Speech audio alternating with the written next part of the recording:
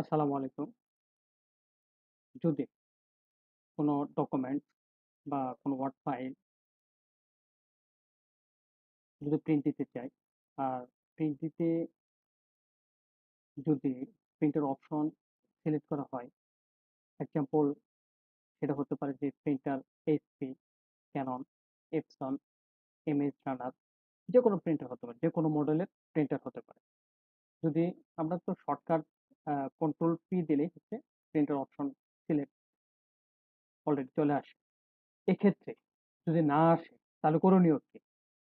আপনাদের step by step আপনাদের আমি দেখাবো। প্রথমে আমি একটা ডকুমেন্টস ওপেন করলাম, যেটা আমার ডেস্কটপে রয়েছে, টেক্সট ডকুমেন্ট। এই টেক্সট ডকুমেন্ট অর্থাৎ আমি যদি কোনো যদি কিছু লিখি,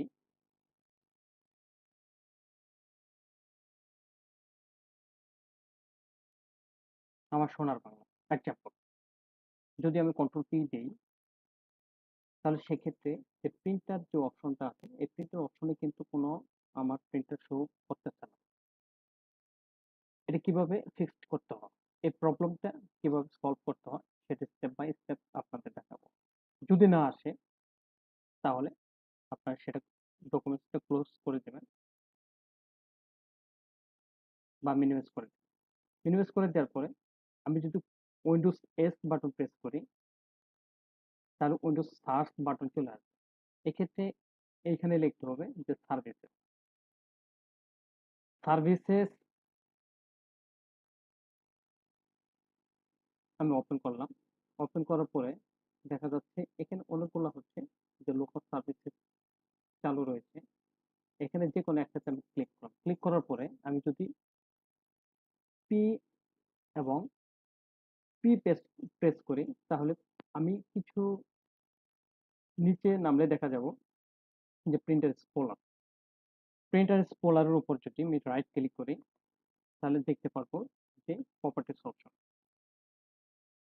প্রপার্টিস অপশনে দেখা যাবে যে স্টার্টআপ টাইপে এখানে ডিসেবল রয়েছে। সেটা আমি যদি অটোমেটিক করে দিই, দেন অ্যাপ্লাই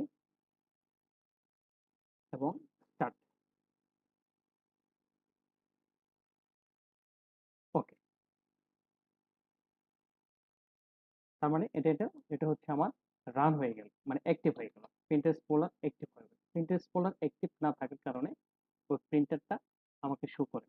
এখন আমি যদি আবার যদি হচ্ছে আমার ডকুমেন্ট পেজটা ওপেন করি, আমি যদি কন্ট্রোল পি চাপি, তাহলে সেক্ষেত্রে আমি এখানে আমার প্রিন্টারের মডেলটি এখানে দেখতে পারবো। এখানে আমার প্রিন্টার, যেহেতু আমার কোনো প্রিন্টার ড্রাইভার ইনস্টলেশন করা নাই বিদায় এখানে কোনো ড্রাইভার শো করতেছে না। যদি আপনাদের ল্যাপটপে বা ডেস্কটপে যদি প্রিন্টার ড্রাইভার ইনস্টলেশন থাকে, তাহলে সেক্ষেত্রে এখানে শো হবে। তো এ পর্যন্তই। যদি কোনো কারো যদি দরকার পড়ে, যে কোনো ভিডিও দরকার পড়ে, তাহলে আমাকে জানাবেন। সেই মোতাবেক আপনাদের আমি ভিডিও তৈরি করে দেব। আর অবশ্যই আমার পেজটা লাইক এবং ফলোতে রাখবেন। আসসালামু আলাইকুম।